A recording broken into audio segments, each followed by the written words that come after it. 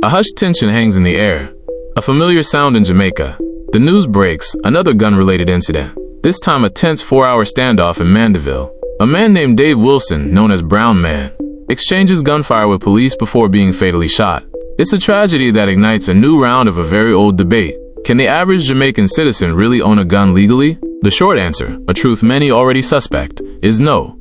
While it's technically possible, the reality is that the legal system for firearm ownership in Jamaica is not designed for the average person. It's a labyrinth, and at the center of it is the Firearm Licensing Authority, FLA. To even begin, an applicant must prove their case to the FLA.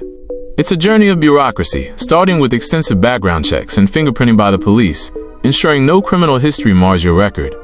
This is followed by a series of mandatory steps, including providing certified passport photos, proof of income, and letters of recommendation. It's a process built on scrutiny and official documentation, a stark contrast to the informal economy that defines the lives of many Jamaicans. Then, there's the money. Beyond the application fees, which can run into the thousands of dollars, there are other costs that add up quickly. A licensed firearm owner must have a secure place to store their weapon, typically a heavy-duty safe that is a significant investment. On top of that, there are annual renewal fees and the cost of mandatory training.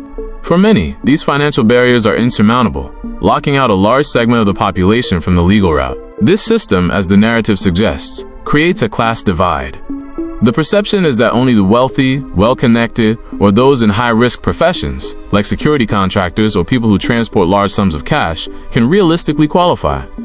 And to a great extent, that perception is accurate. The FLA's system is often based on the concept of justification, a credible need for a firearm that is far easier to prove for a business owner facing potential robbery than it is for a regular citizen. The result is a two-tiered system. On one side, a small, legally licensed population of firearm owners who have navigated the rigorous and expensive process. On the other, a vast and dangerous black market of illegal firearms that fuel the very violence that makes people feel they need a gun for protection. This brings us back to the core question raised by the Mandeville incident. If more Jamaicans could legally own firearms, would it make the country safer or simply pour more gasoline on an already burning fire? It's a question without an easy answer, but one that continues to haunt the nation's conversation about crime and safety. When we talk about national character, stereotypes can often oversimplify things, but they usually spring from some observable cultural patterns. The idea of Jamaicans being short-tempered is one of those stereotypes. While it's certainly not true for every individual, there are aspects of Jamaican culture and communication that outsiders might interpret as quick anger. Jamaicans are known for being passionate, proud, and direct communicators. This can be seen in the way debates and conversations are held, often with a lot of energy and strong, sometimes loud expression.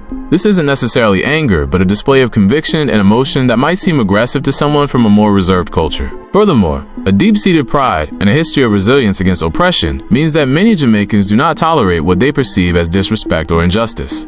They are not inclined to back down from a challenge, and this refusal to be coddled can lead to confrontations when they feel their dignity or their country's honor is being questioned. So, while it's a simplification to say all Jamaicans are short-tempered, it's fair to say that their cultural communication style is often passionate and direct, and their deep sense of pride can lead to strong reactions when they feel disrespected.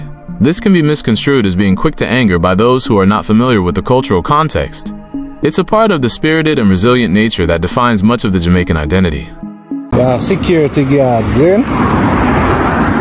You work as an armman for the company then. And you know, get no gun for bring home.